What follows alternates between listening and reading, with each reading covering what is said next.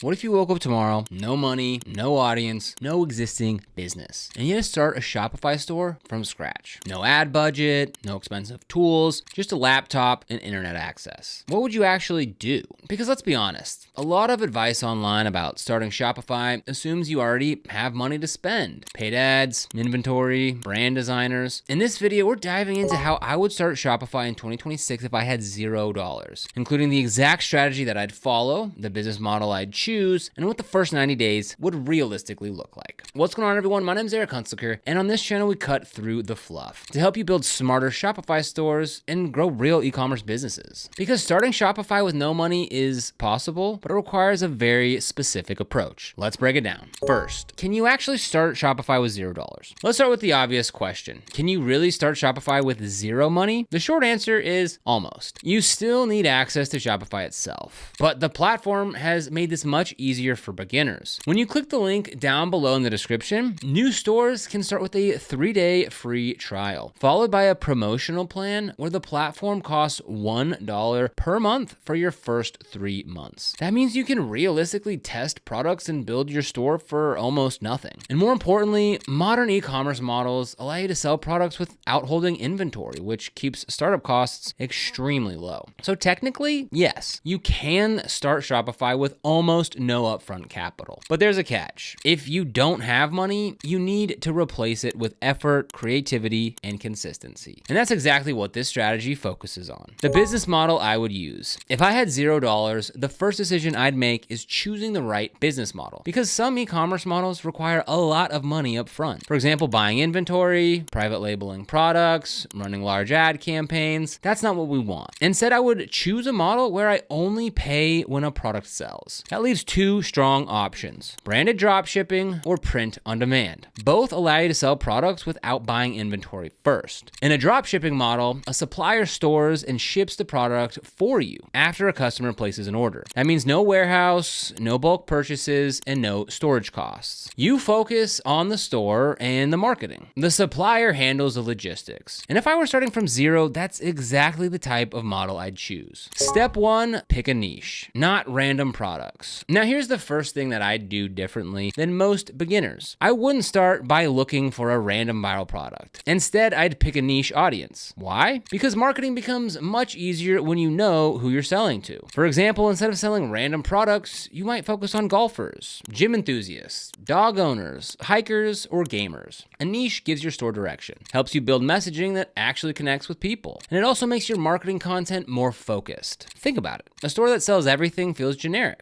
but a store built around one community feels intentional. So step 1 is simple. Pick a niche that already has passionate buyers. Step 2, find products that people already want. Once I picked the niche, the next step would be product research, but not the old way. Years ago, people spent hours scrolling AliExpress trying to find products. Today, the process is much faster. You can look at signals like TikTok product videos, trending ads, Amazon product rankings, and niche communities. The goal isn't to invent a brand new product. The goal is to find products that already have demand, because when people already want something, selling it becomes so much easier. So I'd look for products that solve a problem, or products people already love buying. Simple. Step 3, build a simple Shopify store. Now here's where many beginners make a mistake. They spend weeks building the perfect store, fancy themes, complex designs, dozens of apps. If I had $0, I would do the opposite. I'd keep it extremely simple. Shopify already provides free themes that work perfectly well. You don't need anything complicated. All you really need are 3 things: a clear product page, good product photos, and a checkout that works smoothly. That's it. The goal is not to build a perfect store. The goal is to launch quickly so you can start testing products. Because until you make your first sale, everything else is just theory. Step 4, focus on organic traffic. Now here's the part that really matters when starting with no money: traffic. Most people assume you need paid ads to sell products. But if I had $0, I couldn't run ads. So I'd focus on organic content. Platforms like TikTok, Instagram Reels, and YouTube Shorts have completely changed the way products get discovered. You can post product content for free, and sometimes those videos reach thousands or even millions of people. So instead of spending money on ads, I'd spend time creating content, short videos showing the product, simple demonstrations, problem solution style videos, even funny or entertaining clips related to the niche. Content becomes your marketing engine, and the best part, costs nothing but time. Step 5, test products quickly. This is where many beginners get stuck. They launch one product, wait weeks, and hope it works. That's not the mindset I'd have. If I were starting from zero, I'd treat product testing like an experiment. Launch a product, create content around it, and see what happens. If the product doesn't gain traction, move on quickly. Successful Shopify stores often test multiple products before finding one that works. The faster you test, the faster you learn. And once you find a product that starts selling, that's when things get interesting. What I would do after the first sales. All right, so let's say something starts to work. You start getting sales. Now the strategy changes because the store is no longer at zero. You now have some revenue.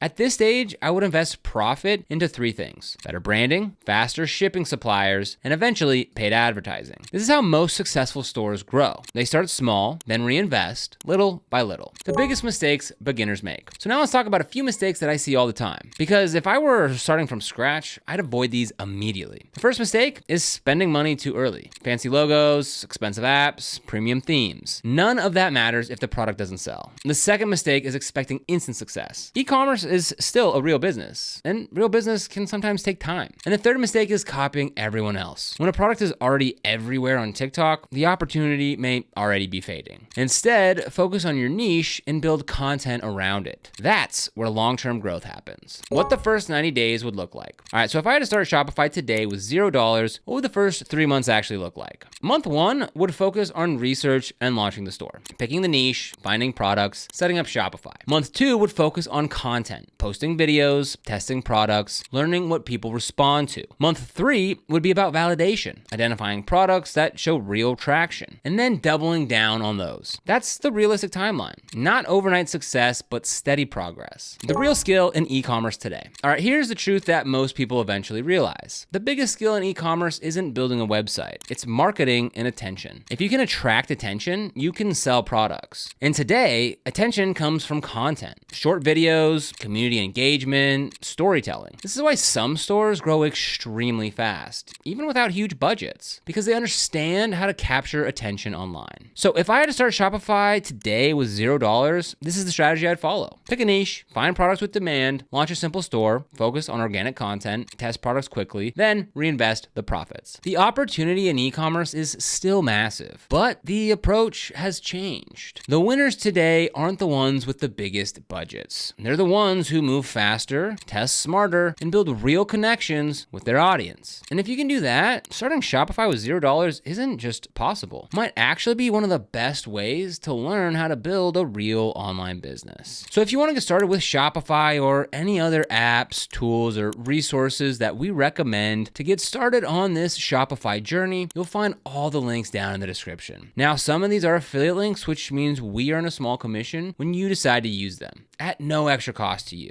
This really helps support the channel and allows us to keep making simple, step-by-step Shopify tutorials just like this. So if you use them, seriously, thank you. And if this video helped you out, then make sure to like, subscribe, and hit that notification bell so you never miss a new video. Here on Shopify Mastery, we focus on helping you build, optimize, and grow your Shopify store, covering everything from store setup and apps to marketing strategies and automation. So thanks for watching, and I'll see you here in the next video.